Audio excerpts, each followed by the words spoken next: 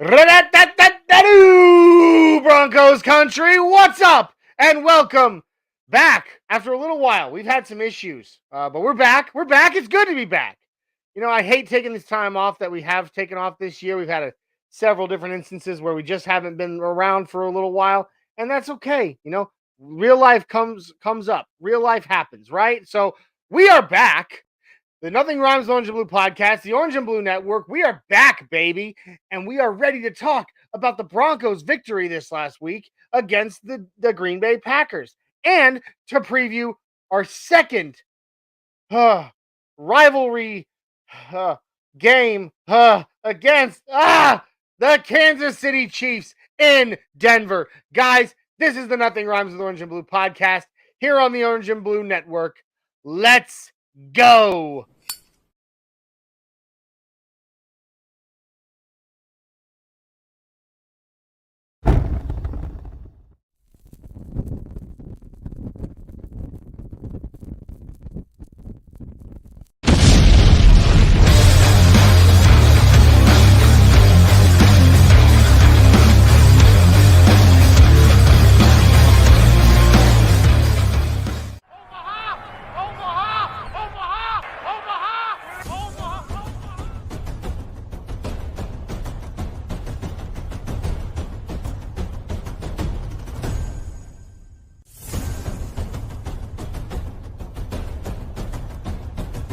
Nothing Rhymes with Orange and Blue podcast.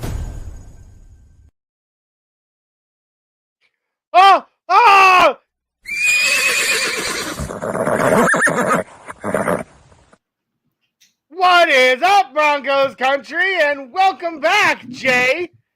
We are finally hello back. there. Oh my gosh. Hi, everybody. Welcome to the Nothing Rhymes with Orange and Blue podcast here on the Orange and Blue Network. We've missed you. Oh, it's so good to be back. It is. Jay. Yeah, ching. How you doing, cuz? Oh, I'm riding the highs of sports championship banner raising last night. We got an Avalanche team just rolling. We've got a lot of positive things in the Colorado sports realm. That we do. And the Broncos are one of them because, you know what? We got a W this week, and we're riding the W high. So it's all good. It's all good. It does. It does feel good to get another W on the season, man. Like, I've really missed it.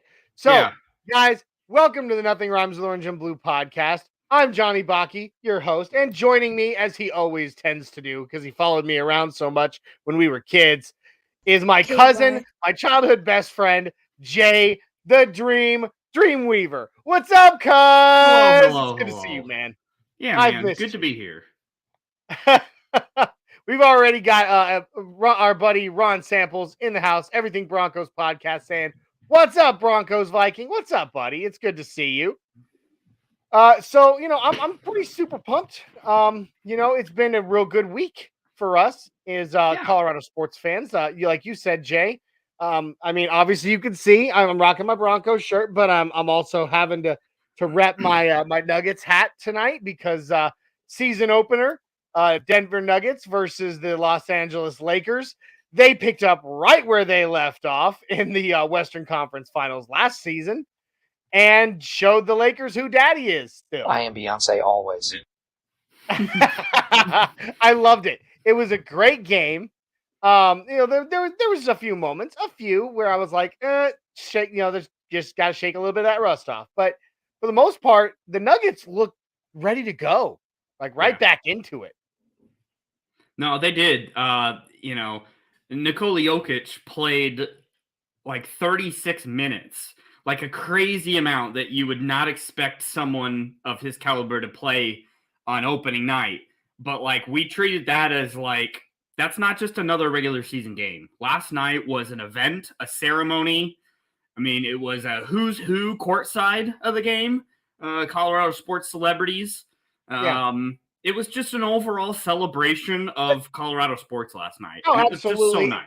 One thing I'd love to ask to get your opinion on is, first of all, it took way too many games this season for Nikola Jokic to get his first triple-double of the season. I'm just saying. Yeah. he's really fluffing it. Joker, once again, picking up right where he left off and getting a triple-double on opening night. Like, what's up, dude? Love it. But did you see where Michael Malone had, Coach Malone had said after the game, and it's good to see him back, with the team after the very sad passing of his dad, but it's good to see him back with the Nuggets. He said that this wasn't a statement game, like winning the game the way we did and doing all that. It wasn't a statement. It was just playing ball. I get that, but what do you think? Do you think that's just what he needs to say, or do you think deep down in his heart he's like, we're just letting the league know we're coming back. We're coming back. Anytime you beat the ESPN darlings, the Los Angeles Lakers, it is a statement, because whether they lose or win, they're always a headliner. And so anytime you beat that franchise, that's a statement. But when it comes to actually the competitiveness of the game, probably not a statement. I mean, like, we dominated them. We swept them. I mean, like, we mopped the floors with them. So, like, should we really be surprised that just continued on? So I guess in that realm, it's not really a statement. It's just another win versus a mediocre team. Well, you say a mediocre team, but I mean, they were just last season the Western Conference, runner-up. So, I mean, that's pretty impressive. They're not a mediocre team by any means. Yeah. We'll see where they are this year. I feel like this is going to be the year where they kind of fall apart.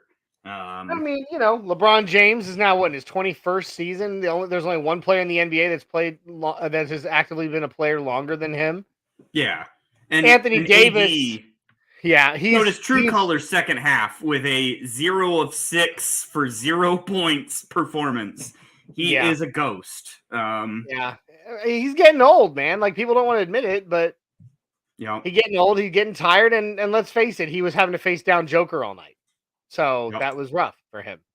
But in any case, I do want to point out, as I always do, anytime we have to talk about LeBron James, I got to talk about how much I can't stand the guy and his ego and all that. And I only do that because we have the MVP on our team, who is probably the most humble ball player that's ever walked on the court in Joker. And so, like LeBron doing that whole, crowning himself to the fans as he left the arena and refused to high five the Nuggets. Wow. Nikola Jokic, who walked pleasantly over there and tried to say game and be sportsman. Well, I mean, again, Joker is that. He is the epitome of that.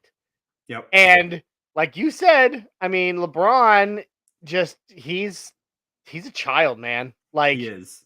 I'm so I can't even. Stop. The whole world revolves around him. He thinks it does. Unfortunately, it doesn't. Yeah. But in any case, it was great to see the Nuggets pull out their first victory of the season, start the season 1-0 on a championship season. They got to drop that beautiful banner up in the rafters of Ball Arena, which was great. And so now on one side of Ball Arena, you've got the Stanley Cup champs banners up there. And then on the other side, you've got a Nuggets banner hanging. I mean, you go out, walk into that arena, it's an arena of champions now. Yep. And I'm excited about that. And then, dude, those rings. Whew. Good Lord. I that last year, last year after the Avalanche won Lord Stanley, my wife, she gifted me a beautiful replica of the Avalanche championship ring. So naturally, doing what I do, I went online to see what a replica of the Nuggets ring costs. I immediately closed my browser, laid my phone down, and I haven't looked back because, good Lord, man, that even the replica is insane. Almost. It was over $1,000 for the replica that I saw. All the features on it is just insane. How it changes to blue when you flip the roller the and then the slide, how it slides out. So cool with an image of the banner on the inside. I mean, it's pretty wicked. Yeah, but I definitely couldn't afford the replica. I wish, but I can't. All right, moving on. Yeah, go Nuggets! Great job. We love you. Right now, you are the you are representing as the Colorado champions for all of us. The So, pride and joy.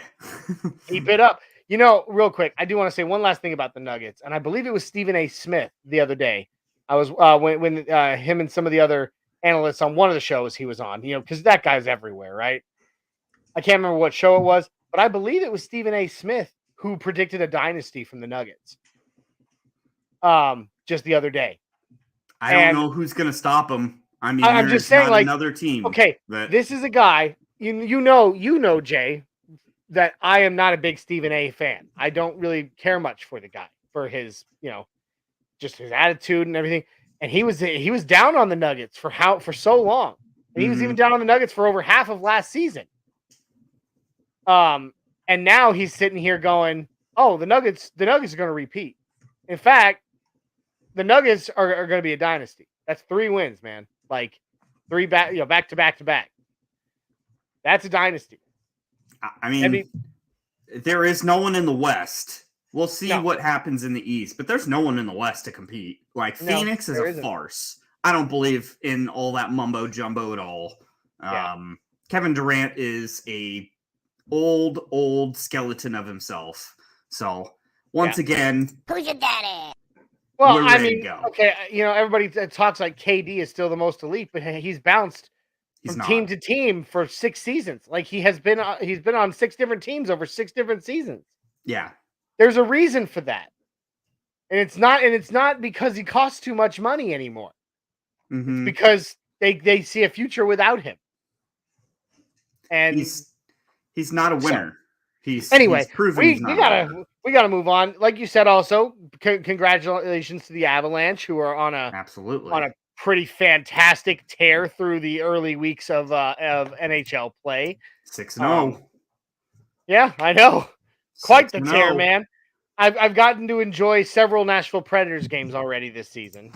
In person. I was there last night at the Preds game. Who'd they play? They lost by 1 to Vancouver. Which, I will say this about the Nashville Predators. Last night, you guys got to step it back up, because in that very first game against the Seattle Kraken that I got to be at, the home opener for the Preds, they were playing lights out against Seattle. But then against Vancouver last night, I don't know where the team that I saw home opening night went, because they weren't there. Their puck control was absolutely abysmal. Avalanche 6-0. Well done. And we are very excited to see you guys return and take and liberate Lord Stanley from that black hole we call Las Vegas. So now moving on, Denver Broncos, Jay. The true lifeblood of this network. So I have to share a very disturbing fact about the Broncos that I learned today. Oh, that's gonna be the first thing you do, right? Just take the whole show before we've even gotten started. I'm just kidding. Go for it. Have you seen the odds of where the bettors, the people that make money doing this, predict Jerry Jeudy will be playing? I think I saw something on it, but I didn't get a chance to really delve into it. Was it Carolina?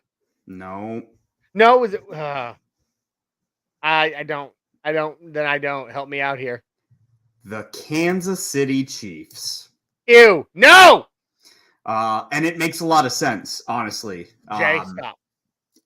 It makes my stomach turn. If that happens, we're going to have a whole nother spin of our rivalry with that team. I was happy to see Frank Clark signed with the Seattle Seahawks today and not with Kansas City, where I thought he was going. Thought that was a done deal. Something must have fell through. But Frank Clark, now a Seattle Seahawk, going back to his old former team. But, man, we're in the precipice of trade talks, and that's what the big hot rumors are. That's the noteworthy, newsworthy things about the Broncos. That and K-Jack. Like, not stuff that's on field. Let's talk about K-Jack for a second. First of all, I have watched that hit over and over and over again in like 15 different speeds. I can see why he would get called there initially in real time because it's hard to tell. But you know, a good friend of this show, we love him to death, and I talk to him on a regular basis. Our buddy Nick Ferguson, former Denver Broncos safety himself, Nick Ferguson, love him to death. You know, he posted, you know, the video in super slow, from all 22 angles and other sideline angles of K-Jack with that hit, and in super slow motion. That was not an egregious hit. It was a football. I mean, he led with and like even Richard Sherman. I don't even like Richard Sherman, but even he came out on Undisputed and straight up said the refs are wrecking football. I am the smartest man alive. I mean, he literally stated exactly what I've been thinking, and that's, listen, your center of gravity is led by your head. There is no way you can play without your head leading in some way. Otherwise, you're just, I mean, what are you going to do? You're going to flop into him like a fish? Look. I was going to say, you know, slide in the air, like feet first. Like you got, I mean, go okay, kick someone. It was a shoulder-to-shoulder hit, sure. After the shoulders connected, it slid around, and there was a little bit of side-to-side bouncing with helmets, but it wasn't a helmet-to-helmet hit. It wasn't an egregious hit, and he was not defenseless, by the way. Certainly not. I mean, they're like, oh, it's a hit on a defenseless player. No, he had that control of that ball and had taken 3 solid steps. He was not defenseless. I don't even know if we have that sound on here anymore, but I am disgusted. Well, no, that's reserved for post game. Oh, that's right. Well, anyway, I am disgusted at the fact that K-Jack was ejected and suspended for 4 games for a hit that was a legal football hit. I get it. I understand they're trying to make an example of somebody who's already had multiple issues this season with that. And I'm not saying that those other ones were not egregious hits by him. That one that he, I believe in week 2 in the end zone that he laid. Correct. I mean, that was sickening. That should not have happened. I get it. They're making that example, but this time, come on, man. This was a clean hit. He's cleaned up his act. Okay. At least for now. Look, it is what it is. Let's continue. I mean, what did you think? He got punished basically for his repeat offender status, not necessarily that specific play. That's why it got reduced to 2 games so quick. Took a matter of 2 days for it to get chopped in half. I'm sure NFLPA was involved in that, but like, you got to give the guy a little bit of grace. I mean, he's been fined so much already. He's going to be like, he's at a vet minimum, I think. He's going to get fined more than what he's making this year eventually here. So I feel for him.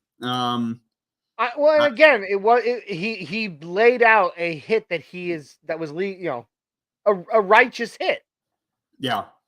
And relatively speaking, he's an old school kind of player, that like, that's how he was taught.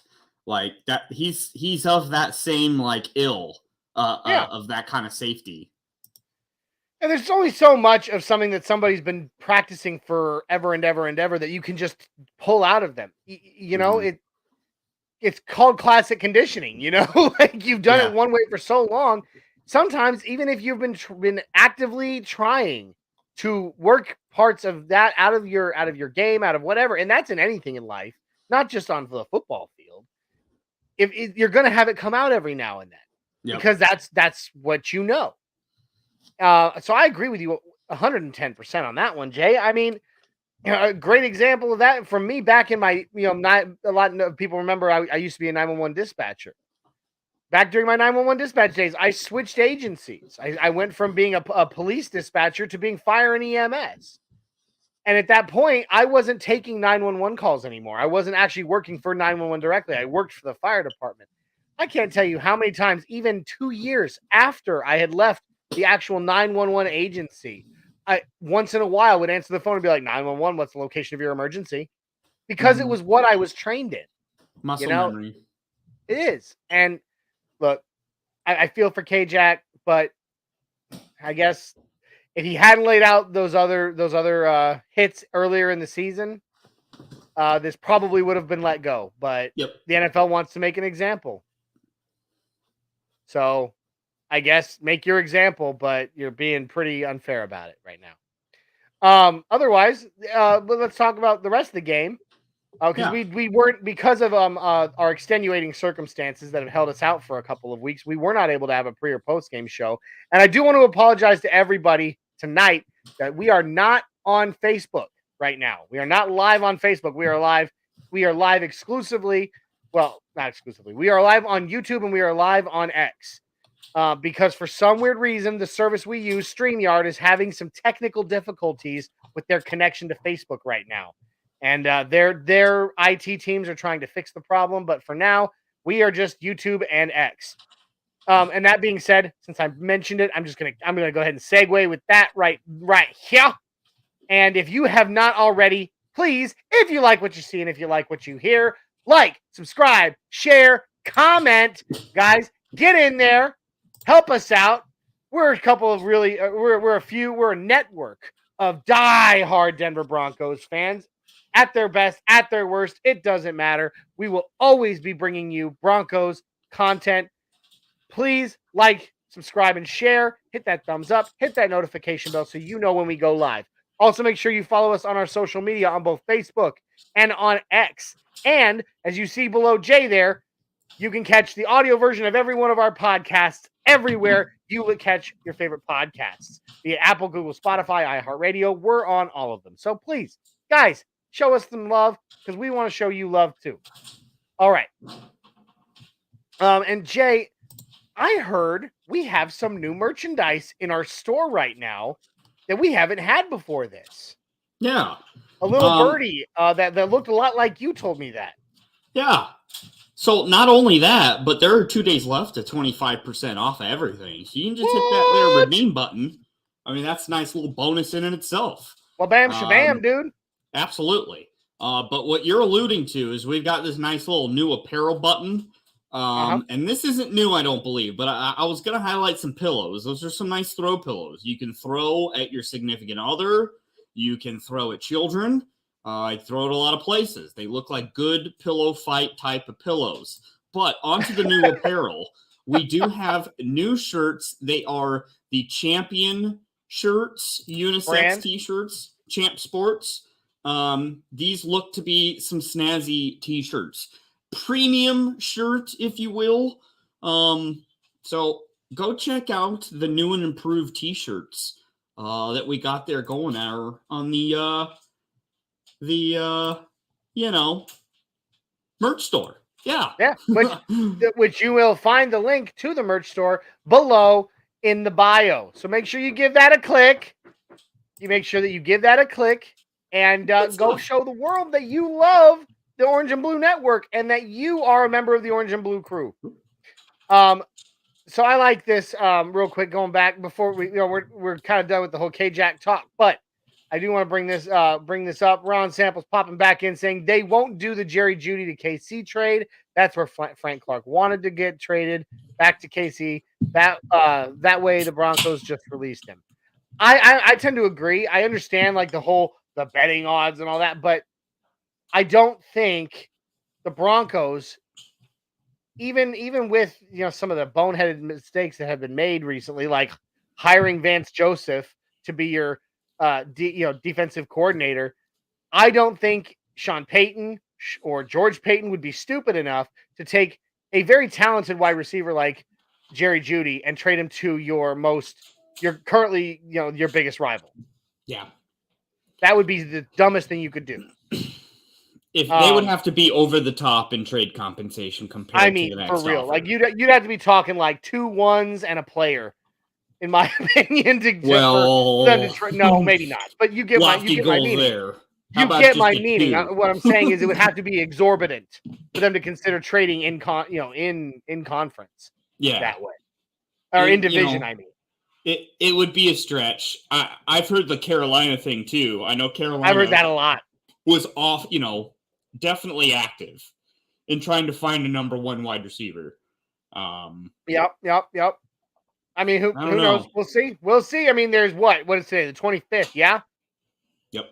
So we got 6 days. days. 6 days to the trade deadline. I expect to see something happen. Something. I am still not on the train of fire sale, sell everyone and everything. You know me. I'll never get on board with that. And if it happens, it happens, but I don't believe in it. I don't think it's a good way to run an organization, and I don't think it sets you up for a, success, at least in any kind of near future. But I mean, hey, maybe we're talking nothing, as if we beat Kansas City, we're on a 2-game winning streak going into a bye. And that back half of the schedule, I thought at the beginning of the year was a lot more treacherous than what it is. I mean, it turns out the Buffalo Bills are frauds. Turns out Minnesota Vikings, not that great. It's a softer schedule than we really... Games we predicted that would be losses are suddenly winnable.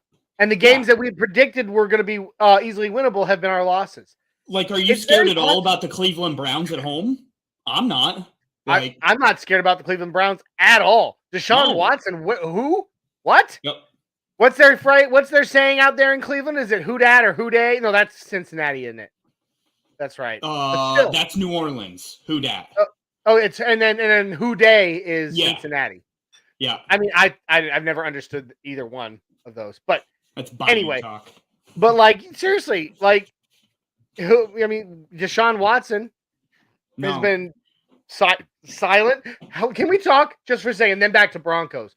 Can we talk about my prediction at the beginning of the season that the Tampa Bay Buccaneers were a sleeping giant that everybody needed to watch out for? Because I made that prediction. I said it on this show, in Baker I trust. And look what the Tampa Bay Buccaneers are doing right now.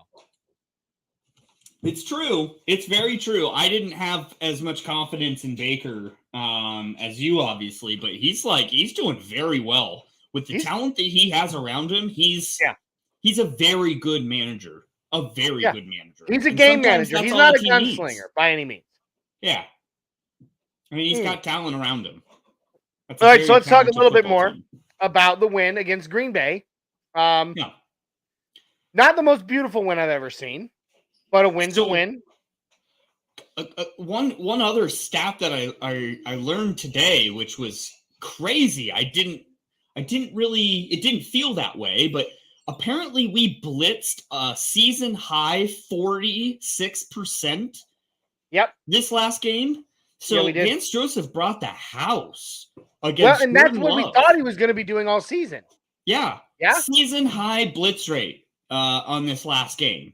And you could noticeably feel that at least, even if we didn't get a sack, we got quarterback pressure.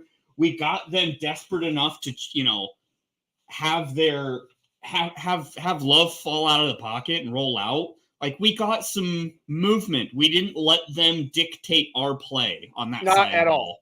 That was a big difference in my eyes. No, it was great. Hang on, I'm pulling up the box score here. There we go. Okay, so I mean, like I said, it wasn't the most beautiful thing we've ever seen. We didn't get the sacks we were hoping for either. We really didn't. But the pressure definitely got to Jordan Love. You saw it. It was very real. It was in his face. He was not comfortable. And as a result, even though it took almost all damn game, Justin Simmons was able to jump a route, cutting off a wide receiver from his route and allowing PJ Locke, yeah? Yep. Yeah. PJ Locke to come up with the clinching, clutch, game-winning interception. I love PJ Locke. What a ball hawk. He's that guy. He's always in the right spot. I will say this. I don't think that interception would have been possible had it not been for our boy Justin Simmons, who absolutely just ran a perfect, ran his coverage perfect there to box the wide receiver. I'm not even sure who the wide receiver was he was intending there. I'm not sure who it was, but to box him out of being able to finish that route, not getting a penalty, no holding, no pass interference, just slowing him down just enough that PJ Locke can then, get in the way and get that ball. It was great. Well done. Now the offense, we talked about it. It's been, listen, the offense is doing better this season, whether anybody wants to admit it or not, than they were last season. The box score, the stat sheets, they tell us that. It's true. I mean, I would say just from an observation standpoint, not even just stats, we got a heck of a lot more push on our line. Our offensive line actually dictated flow, and we were able to run the ball because of that. Have you been at all surprised that currently it just seems, stats wise and just observance, subjective, objective evidence watching the game, that the weakest link right now on this team or on the offensive line is Mike McGlinchey? I would not have expected that. I'm not that surprised by that, to be honest. And the reason I say that is because I had heard a lot of warnings about him coming into this team because it's hard for you to be super warm and fuzzy about a player that the other team gave up on. And there was a reason why San Francisco let him go and didn't want to keep him. Like there are some inconsistencies in his game, but sure, I'm floored at how well our middle of the line has played. Cush and our guards are. Good Lord, Lloyd Cushenberry went from being somebody that last season I literally wanted to like in biblical times I would have crucified him, and now. He's a darling. I am so excited that Lloyd Cushenberry is our center the way he's playing. It's true. And Isaiah and I talked about this the other day. A big part of that, I hate to say it because I love the guy as a person. Dalton Reisner was part of that problem. Yeah, I agree. Some guys, and I'm not saying Dalton Reisner's a bad player. What I'm saying is some guys just do not have chemistry. True, but he almost single-handedly made the difference in that Minnesota game. To win them that game from a line of scrimmage. And that's what I'm saying is sometimes chemistry you just can't, you can't create chemistry. Chemistry's natural. Yeah. It just happens. And for whatever reason, with Garrett Bowles, Dalton Reisner, and Lloyd Cushenberry could not find that chemistry. But you bring in Ben Powers, Garrett Bowles, who has been, I don't care what anybody says. Okay, he had a hold. Whatever. Get over it. It's nowhere. He's still an amazing left tackle.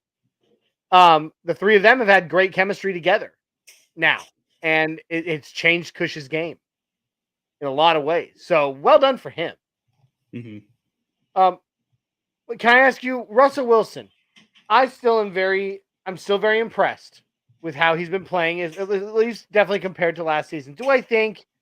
Watching this, looking at the stats, looking at Russ here, 20 for 29, 194 yards, 1 touchdown. He took 1 sack. Not bad. That's not for a bad passer rating. You want him to go for way over 200 for sure. But, yeah. But I will say this: while I'm not seeing what looks like the Russ of old, I'm seeing a better Russ than I saw last season. For sure. And even one that I think if you were able to put the right team around him could be a contender. Still, maybe not the guy of the future forever, but someone that could compete. I think he still could. I think he is a good stopgap. I think he's a good manager. But at the end of the day, we scored 1 touchdown. Like we only got 19 points. But stats can lie. He was very efficient with what he did, but he didn't scare anyone. You point that out though, and I'd love to. Now I want to segue there because you say only 1 touchdown. We scored 19 points. We scored those 19 points except for that 1 touchdown off the foot of Will Lutz, who right now, by the way, is a top 5 kicker in the NFL. If anybody's noticed, very well.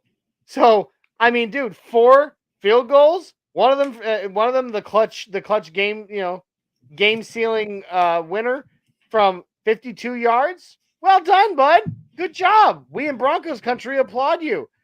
He is a top 5 kicker in the NFL. In fact, I think he actually might be number 1 right now. I think he might be. I'm going to have to look it up. But the other thing I would love to point out is Marvin Mims is the number 1 return guy in the NFL right now. Well, that's good because he goes completely. He's just gone in some instances. Like, I mean, I guess I don't even remember him playing like on offense. I don't remember him doing anything. He really didn't do much this last game for sure. He didn't. And that's I would say more of a coaching thing than anything. That we're just not giving him opportunities the way we had earlier in the year. But even that was pretty spare. He just had big chunk plays. But I want to see more out of him. I mean, I do too. But I just wanted to point that out that he is the number 1 return guy. Which, when you take that with the fact that we currently have a top 5 kicker, is a complete improvement on our special teams unit. It is. Yeah, you're right. So that feels good. That feels really good. It does. This team is much improved, but that's not saying much compared to last year, and it's still not good enough. This is a game we should have destroyed them. Like, we only won by 2, but if we look at time of possession and we look at like how that game felt, I feel like we had that game secured the entire time.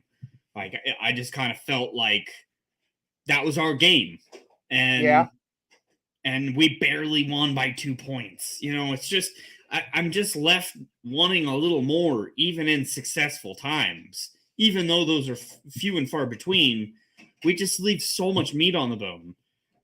There's just, I don't know what it is. I don't know what to say about it. If it's culture, it's not one individual player. I still don't believe in tanking. I know you know that about me. I will never believe in the tank. I can't. I can't get on board with it. You go ahead and you can go ahead and sit there and tell me that, go quit being, holier than thou, blah blah blah.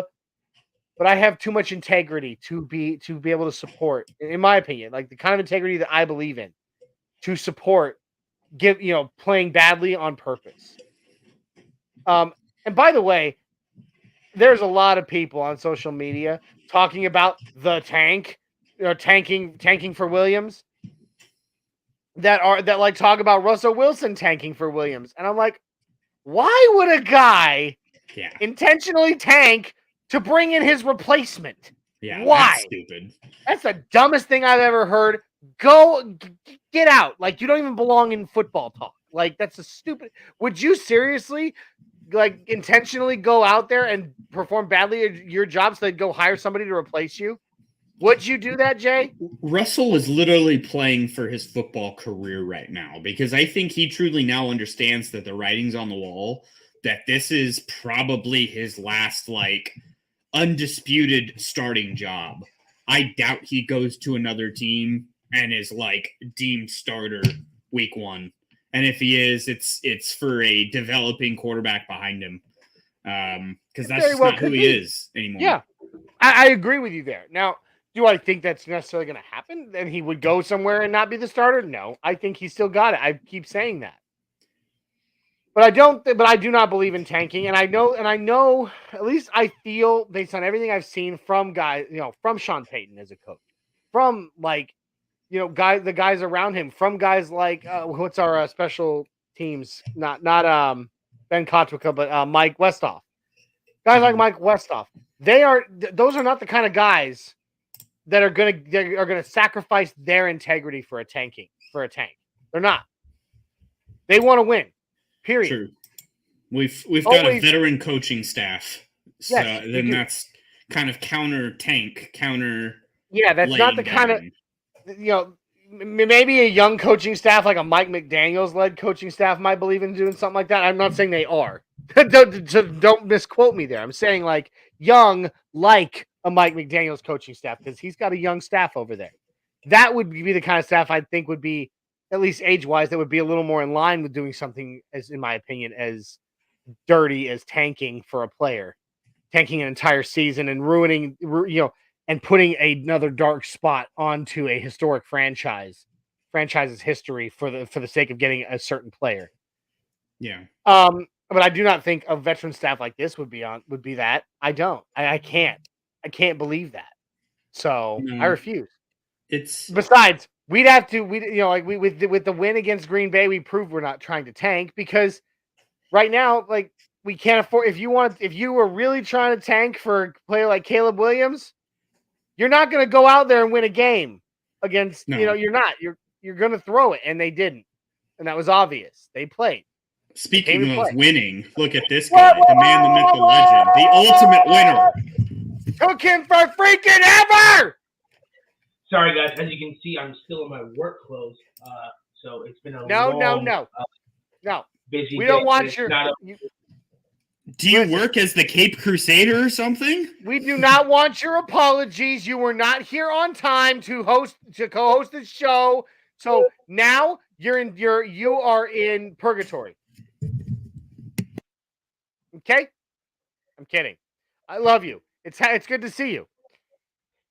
So currently, Isaiah, which by the way, there was a bit of an echo there. I'm not sure if you're currently going through your microphone or going through your computer. But you might want to check that. Currently, Jay and I were talking about this win against Green Bay, and how we were talking about like all the rumors out there about the Broncos tanking for Williams, and how the win against Green Bay obviously negates that. So what are your thoughts? Well, once you can speak through the microphone again. Uh-oh. Retro Raggy. How's this sound, guys? Oh, so much better. So much more better.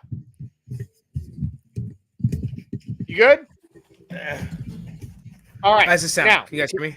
Much better. Much better. So, yeah, we can hear you. We're good.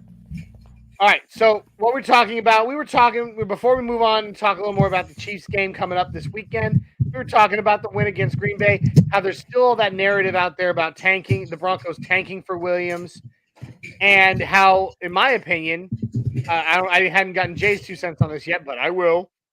That winning against Green Bay this past game is absolutely shows that the Broncos are not doing that. They came to play. So what is your opinion on that? No, I agree. I think that that's not who Sean Payton is. That's not the culture that Sean Payton wants to bring. That's he wants to come in and change the culture to winning, and you don't change the culture to winning by tanking. That's antithetical to what he said. That's antithetical to what we all as fans want. And if we started tanking, fans will be upset about that too. Good Lord, Isaiah coming out here with the big words like antithetical. Oh, it's a thank you. But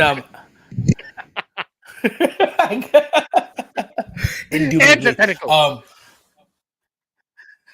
Yeah, but I don't. But yeah, that's not where it is. I think Cortland Sutton had a big game.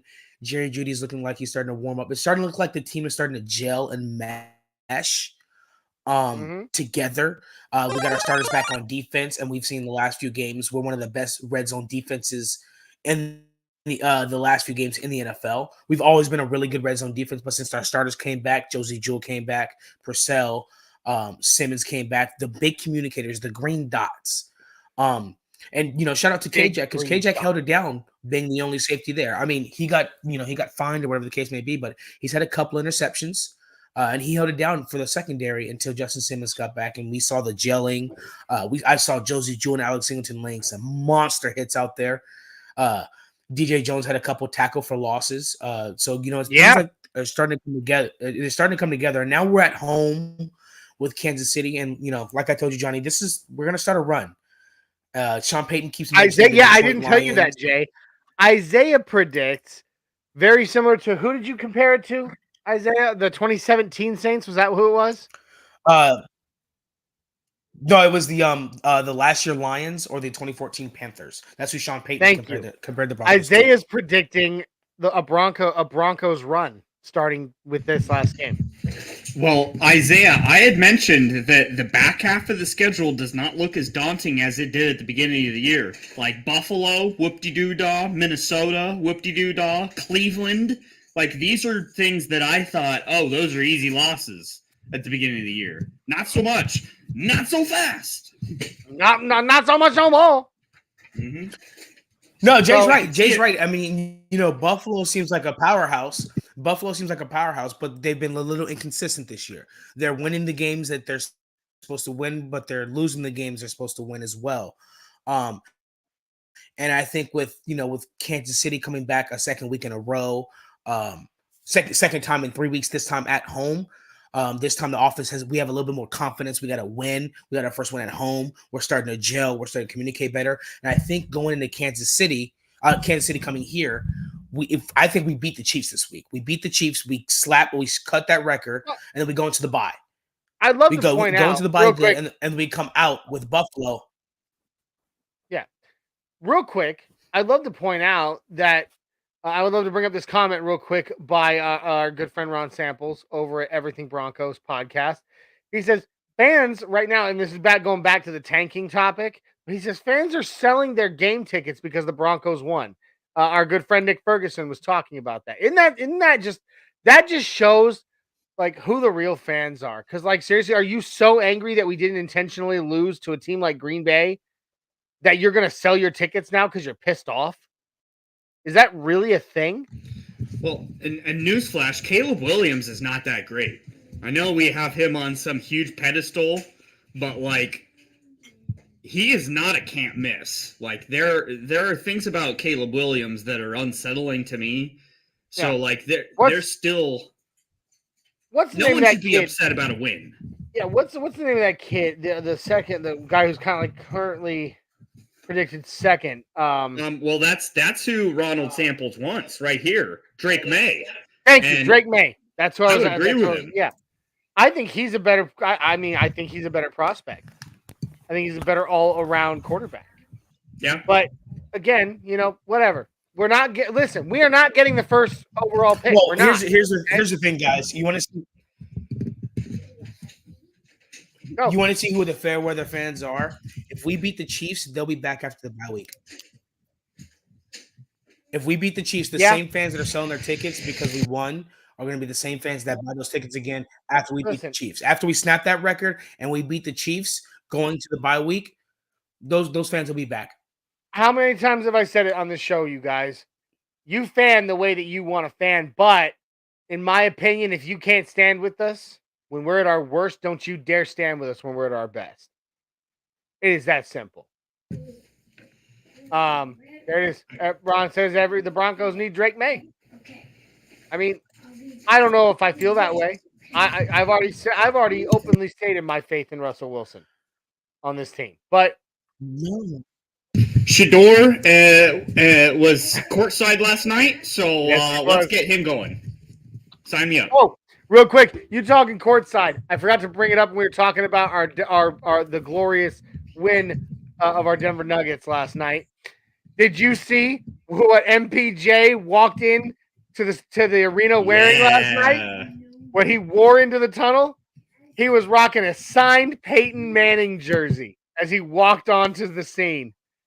I mean, what, dude? That's pretty cool, man. Like Michael Porter Jr. And you got to know, like that's not a guy who was in Denver when Peyton was playing. He was still a kid when Peyton was playing in Denver. So for him to be walking in, supporting the city that he plays for, supporting the city he lives in, rocking not just a Denver Broncos jersey, but Denver Broncos royalty, Peyton Manning signed autographed jersey as he walks into the stadium to go again spank the Lakers and show them who Daddy still is. That was a pretty cool thing. Who's your daddy? That's right. All right, so let's talk Chiefs. Yeah, that's pretty cool. We talked Packers. We're talking Packers. We got running out a bit out of time. We got a bit of a late start tonight. So the Chiefs. All right. I would love to point out before we talk about anything else, Isaiah and Jay, both of you said we can beat the Chiefs this weekend. both of you said it during the course of this. I would love to point out the Broncos defense found their footing, or what footing they have found, against the Chiefs 2 weeks ago when they held Patrick Mahomes to under 20 points in a game. Do you 1 think for 5 at in the red home, zone? That's right.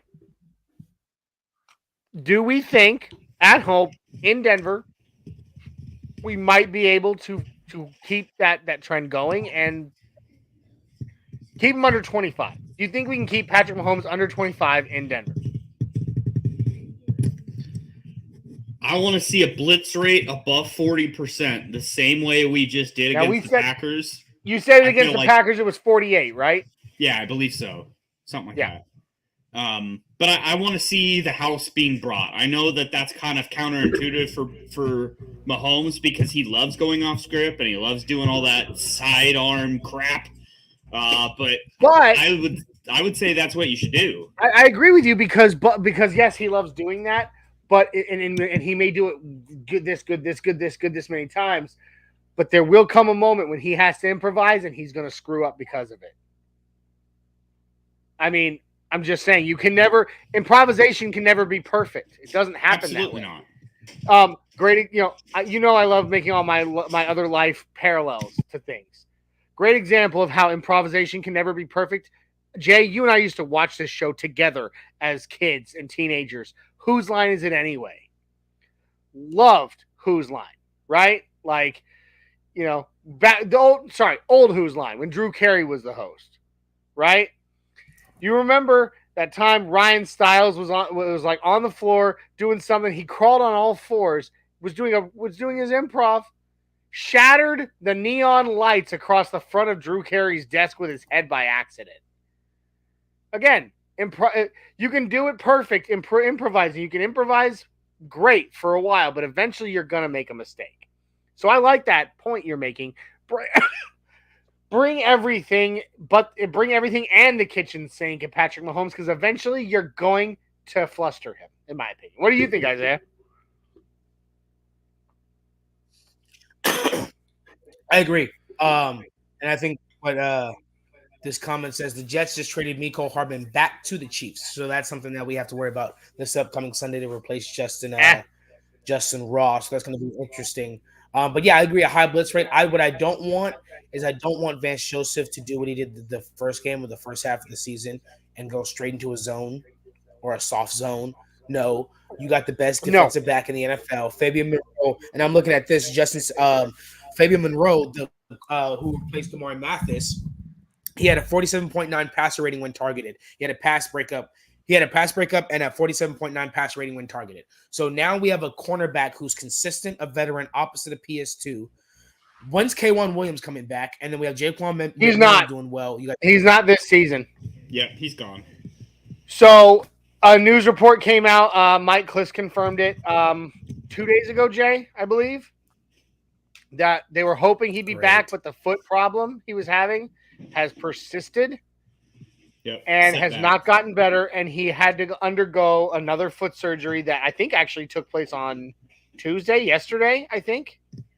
Yeah. And recovery time is 6 to 8 weeks. We're already in week 6. He's not coming back this season. We're in week 8. I know. He's not coming back this season. That's what I'm saying. So with that, you got Jaquan McMillan stepping up at nickel. I think, you absolutely blitz and you go man-to-man coverage. You have Pat Surtain follow on Travis Kelce when you want to, and then you send the house. Absolutely. Send Baron Browning too. Send Baron Browning and Drew Sanders at the same time. Speaking of Baron Browning, love him. I love what he does. I love his bend. I love his get off. He's got to, and again, I know this was just him shaking off rust from being out for so long, but he's got to stop these offsides. He's got to stop, trying to jump the gun. He's taken a page out of Vaughn. Don't you remember when Vaughn used to do that all the time? Yeah, It's like right he's now, got that skill set enough where he's so confident in his jump that he's just too eager. Yeah, but that's the problem. See, when Vaughn he also let the defense. He also led the defense in pressures. He had 4 He pressures. did, but here's what I would like to point out. When Vaughn was doing it, the Broncos were winning. Yeah. This was during a time when the Broncos, were doing so well that a 5-yard penalty for a 5-yard penalty wasn't something you had to worry about so much. Right now, every single penalty that this team commits is holding us back, is making it that much harder. This is not the 2013 Denver Broncos.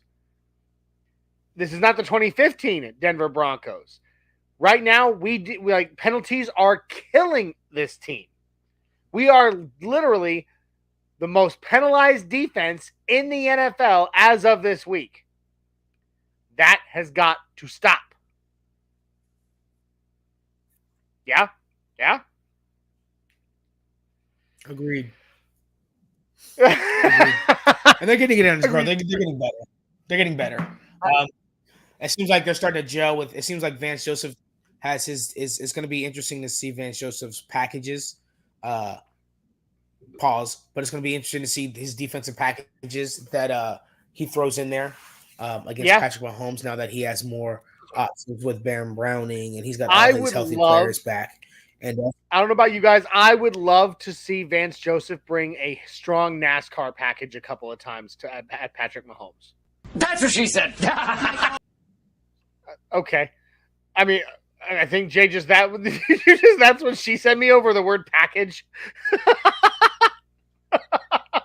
You're such a child. Damn it, Johnny. I know. But no, I mean, do you guys agree? I would love to see just maybe twice in the game a strong NASCAR package be come out of the woodwork. I think it'd be kind of cool to see. I don't know if we'll see it, but it'd be neat. D-Rock's in the house. Yeah, we got D-Rock in the house. And it's good to see you, smell buddy. what the Broncos are cooking? They're cooking some NASCAR packages. So I'm all for it. Blitz away. Bring the house. Because I mean, hey, I'm. What do we have to lose? Throw everything we can at them. Like I do not want to see us just giving a 4-man front, 4-man pass rush, and just playing man back. Like we're gonna get burned doing that. So if we're gonna go down, we might as well go down guns a-blazing. Right. Okay. I love it. Agreed. It's been great. We are coming up on our hour mark, and as always, we have crotch goblins. We've got to get in bed. But before we get out of here tonight, and D-Rock, I'm sorry that you jumped in so late. We love you, brother. We miss you. We've missed all of you guys. Like I said, as we haven't really been very forthcoming with what those circumstances are, nor will we. They're personal, and we will keep it at that. For several weeks, we have really not done any shows because for unforeseen and unavoidable circumstances, but we are now back. It is good to be back. We've missed all of you. Again, I'm sorry for those that love to watch our show on Facebook. We are currently not broadcasting on Facebook due to some StreamYard technical glitches with the Facebook app. Don't know what's going on there. They're trying to fix it. But before we get out of here, before I ask my final question, I would be remiss if I did not show a little bit of love, because I haven't done it yet tonight, and I have to. I need to. They deserve it. They take good care of us. And that is show some love to the sponsor of tonight's show, Dubby Jitterless Energy Blend. Guys, Dubby is a delicious energy blend that does not cause the shakes, the jitters, or a sugar crash at the end of your day. This stuff is absolutely amazing. Okay? Every single scoop of Dubby in all of its amazing flavors contains 2 cups of coffee worth of caffeine, but I cannot stress this enough, but it has absolutely, oops, I clicked the wrong thing. There it is. There we go. It has absolutely no calories, no sugar, no maltodextrin, no fillers, and no artificial colors. It is all natural. It is nothing but packed full of B vitamins, amino acids, and then nootropics that help keep your reflexes sharp throughout the day. This stuff is amazing, and I'm telling you, Jay and I have both drank it. I don't know if Isaiah's gotten his first tub yet. I think you were about to. If I recall. It was close. That's right. Guys, jump on over to Dubby. I'm telling you, you will not regret it. Get yourself the dub at the end in the checkout by punching in code NRWOB10 to get 10% off your order. That's NRWOB10 at the checkout for 10% off your order of Dubby Jitterless Energy Blend. We thank them for their sponsorship of our show, and we really appreciate them for it. Now, last question of the day. I want each of us to make a trade prediction before, with Monday rapidly approaching. I believe it is Monday, yeah. Tuesday, Halloween day, trade deadline rapidly approaching. What trade, either to the Broncos or someone leaving the Broncos, do you predict happens before Tuesday that you would fall on your sword for that prediction? Mike Purcell. Okay, to whom? Or who would be in the market for Mike Purcell, Isaiah, in your opinion? And what would we get for him? Whoever needed a nose tackle, we'll probably get a fifth. Fifth for Mike Purcell. He's got one more year on his contract. It's not heavy. We just signed that rookie from the Chiefs, nose tackle that Sean Payton was talking about in his press conference, and a lot of people are saying they want to see him. So I could definitely see a possibility of, moving something. Who do you think would I've heard other people talk about Josie Jewell.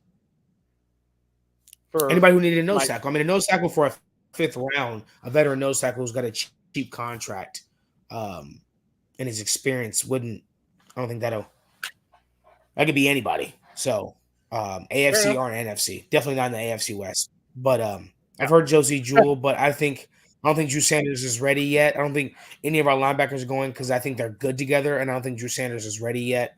He's not ready. Maybe if you put Baron Browning back there, but he's too good at edge rusher, so that's what I'm going with. All right. Jay, what about you? So this pains me to say it. The Philadelphia Eagles trading for Byard safety for the Titans, all pro. Kind of took them out of the Justin Simmons sweepstakes, but I still think Justin Simmons is the most likely candidate to get traded. And the team that I think he's going to go to is a team that is up and coming that needs a veteran leader on this side of the ball to catapult them into the playoffs. And that's the Detroit Lions, trading for Justin Simmons to have a future Hall of Famer, I think, and leader on their defensive side of the ball. They're a contender in the NFC, and this would put them right up there. Okay. All right. Who would take Justin Simmons' spot, though? PJ Locke. Who would be the strong safety? I mean, Jaquan McMillan can fill it pretty well. I mean, he plays. He can play both. K1's out for the season. Yeah, I mean, he can. I'm not saying he is. I'm saying he can. Any move to get rid of Justin Simmons is not a move to win games. That's not a win to, we're not in a position to win. That's correct. But Simmons to the Lions is pretty good because he did have that great interception for DT against the Lions. Yeah, he did. I could see it. Yeah, he did. He looked nice in the Lions uniform. In fact, that's a video. If you guys remember, that's one of our little highlights during that plays during our pregame show intro. Is that interception? But he looks better in orange and blue. He looks better in orange. In any case, I don't want to see Jay Sims go, but at the same time, the guy will finally get the success he deserves if he ended up somewhere like Detroit, who is is poised right now to be to truly contend. Mm-hmm. So I'd hate to see him leave because I think we need his leadership, and of course the relationship. You guys know the relationship we have with him here on this show, and all that. I'd hate to see him leave, but I could see it being I could see that. Mine is probably right up there with a very predictable, but also not predictable to the team that you would think. I'm predict. Jay, you didn't say what do you if we trade Jay Sims? Let's say we trade him to the Lions. What do we get for him? Probably a third. Okay. Not something that high. My prediction is Jerry Jeudy. I think they've already been showing that they're shying away from using Jerry Jeudy as in the pass game in a lot of ways. But I'm not predicting the ones that everybody else is. Jay, you said that the bettors are predicting the Kansas City Chiefs, which is the stupidest thing I've ever heard because we would not trade him to an in-division rival. We would not. That'd be the dumbest thing. Unless we were, like I said, unless they were willing to part with like a 1, a 2, and a player. We're not going to trade him to our in-division rival, in my opinion. But I also am not predicting the one that everybody else has been saying, which is we already talked about it. Jay, is the Carolina Panthers. That one's been like out there all over social media. Yeah.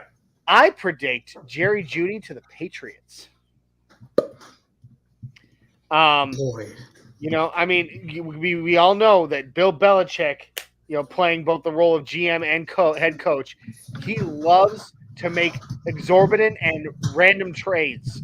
He has done it all his career to try to build his stable, a stable that usually only lasts 1 or 2 seasons before he's doing these trades again. But I predict that Bill That's Belichick pretty good, Johnny. Wants to give Mac Jones another weapon, and that weapon is Jerry Jeudy. I predict a second or a third for Jerry Jeudy. I don't think he's lived up to his not only that, Johnny. potential. Not only that is that Mac Jones and Jerry Jeudy play together, but not only that, Bill Belichick just brought in their offensive coordinator from Alabama. Yes, he did. So you heard it here first here, folks. Jerry Jeudy to the Patriots. So I thought that was I was pretty proud of that prediction, honestly. We'll see if it happens. We got D-Rock in the house saying Jerry Jeudy to the Jaguars, which that would pop off to me, but I don't know if they necessarily have a need at that position right now. They have a lot of wide receiver talent. They have a lot of talent at wide receiver. Right now, the Patriots are in dire need of a talented wide receiver, and so are the Carolina Panthers. That's why that one has been touted so much. Yep. So we got Ron Samples in here. Cortland Sutton to the Carolina Panthers. I mean, yeah, I could see it. it. The Panthers need a big body 50-50 ball receiver badly. They really do. So who knows what will happen, guys? I don't think the truth. I don't think we trade. I said I don't think we trade anybody before we play the Chiefs. That would be absolutely devastating for morale. Are you willing to make that a hot take? Because I feel like that's a hot take. You mean before? That's easy. Before. Yeah. No, we don't trade jack squat before we play the Chiefs. Not before. After. No. All trades that might happen. Any trades that might happen. Okay. Yeah. Oh, it'll be after the Chiefs game. Okay. Never mind. Never mind. No, I agree with you there. Absolutely. No. Any and all trades that would be made by the Broncos will be made on Monday or Tuesday following the Chiefs game. Absolutely. So, guys, this has been fun. I'm not going to hot take that, Isaiah, because, no, I completely agree with you. That's not a hot take at all. It'd be stupid. You want to showcase them one more time. If you're wanting to shop your players, you're going to showcase them one more time. Yep. So, guys, this has been the Nothing Rhymes with Orange and Blue podcast here on the Orange and Blue Network, and we thank you for joining us. We got to get out of here because we got some kids that we got to get to sleep. They got school tomorrow, and I can hear Jay is just not being willing to be silent any longer. So they're frazzled. I love them. They're my baby cousins. I love them with all my heart. And real quick, I don't know if he can hear me, but happy belated birthday to Jay's son Patrick, who celebrated his third? Number 4. Fourth birthday. Number 4. Mm-hmm. It's crazy. My youngest is 4 now. That's just mind-boggling. Yeah. And by the way, just so you know, Jay, Barbara and I were looking at the pictures of Patrick that you posted. He is your mini-me, 100%. He literally looks like a tiny Jay Weaver. I love it. He's getting there. He 100. That's his smile, everything, dude. Every bit of him is 100% his dad. So, happy birthday, Patrick! Cousin Johnny loves you, and Isaiah love you. We all love you. All right. That being said, guys, we're gonna go ahead and roll on out of here. Please don't forget to like, subscribe, and share and comment if you have not already. Make sure that you. Oh, Jay, we got a duck. There it is. I can't get that. I'm messing around. Like, subscribe, share, comment. Please, guys, help us out. Now, do not forget to catch us this Sunday. I'm so excited. This Sunday for the return of the Get Bucked Game Day Show 1 hour before game time, which will be 2:25 p.m.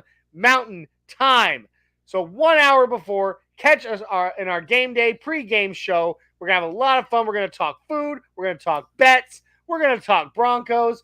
We're going to have a lot of fun talks. Then don't forget to join us after the game, almost immediately after the game for the Buck Your Feelings post-game show. We have so much more content from our other hosts that will be coming back. Again, we are so sorry we've been gone so long, guys, but all of our content will be returning very, very soon.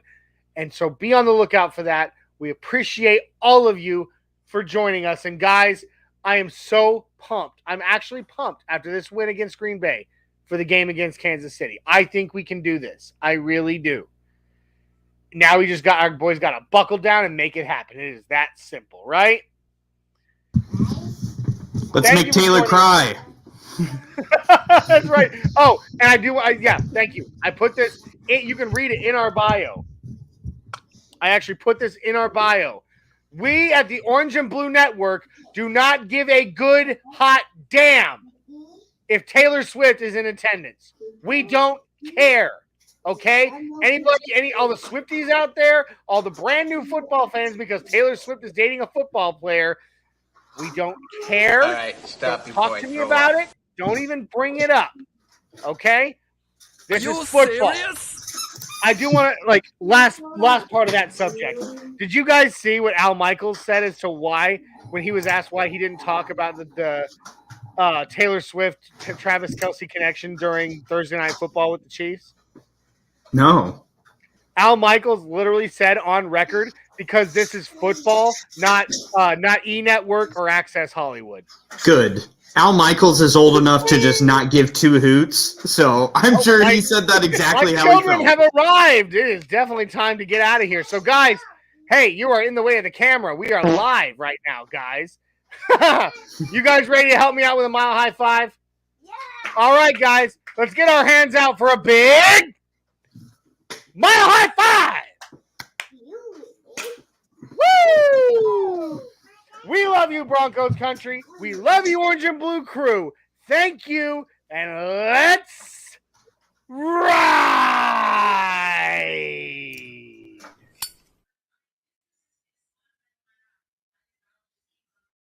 Okay, bye.